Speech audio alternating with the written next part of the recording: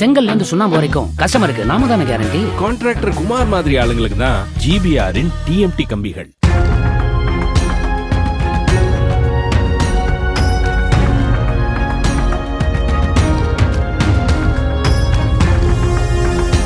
மயிலாடுதுறை மாவட்டம் குத்தாலத்தில் தான் குடியிருந்து வரும் அடுக்குமாடி குடியிருப்பில் மொபட்டை திருடி அதனை தனது அண்ணனுக்கே 30,000 ரூபாய்க்கு விற்ற நபர் கைது செய்யப்பட்டார்.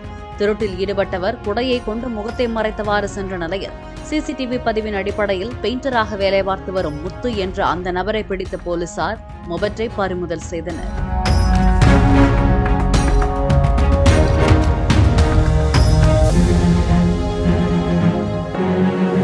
செங்கல்ல இருந்து சுண்ணாம்பு வரைக்கும் கஸ்டமருக்கு நாம தானே கேரண்டி. கான்ட்ராக்டர் குமார் மாதிரி ஆளுங்களுக்கு தான் ஜிபிஆரின் டிஎம்டி கம்பிகள்.